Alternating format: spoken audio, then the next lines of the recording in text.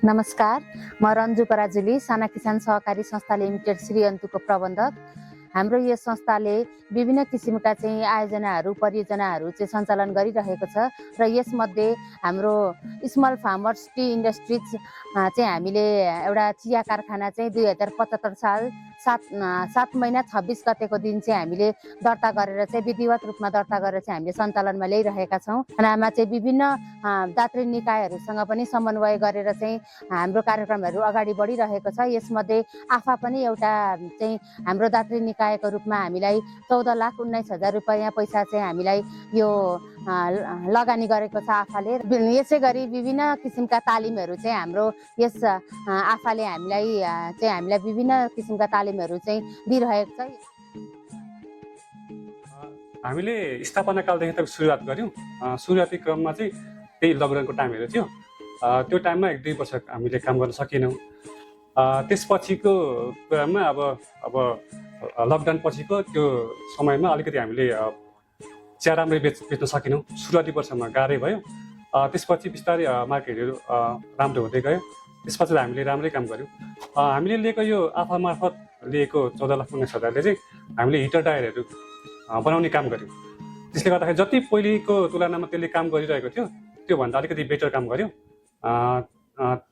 Quantity पहिलेभन्दा just annually हेर्ने हो भने पनि 5-10 हजार केजी चाहिँ बढाउन सक्यो।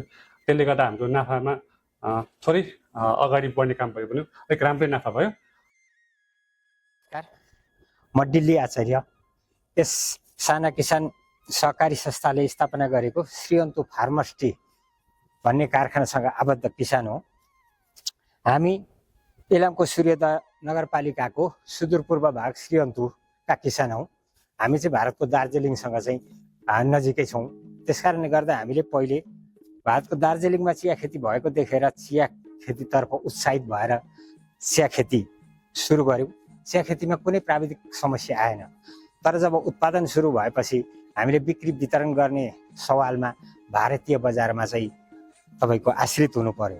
त्यसले गर्दा समयमा कोही बेला बिक्री पनि नहुने, कोही बेला चाहिँ तपाईँको उचित मूल्य नपाउने अवस्था सिर्जना भएको कारणले गर्दाखेरि हामीले चाहिँ धेरै दुःख पायौँ।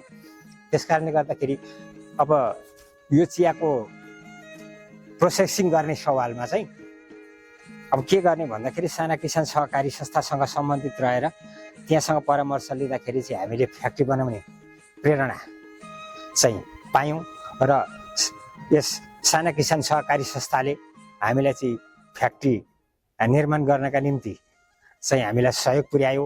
त्यहीँबाट चाहिँ हामीले चाहिँ यो एउटा साना किसानको मातहतबाट एउटा फ्याक्ट्री सञ्चालन गरेर अहिले योसँग आबद्ध भएर चियाहरू चाहिँ हामीले चाहिँ उत्पादन गरेर चिया चाहिँ यहाँ चाहिँ प्रोसेसिङ गरेर भारतको कलकत्ताको बजारसम्म बेच्ने गर्छौँ।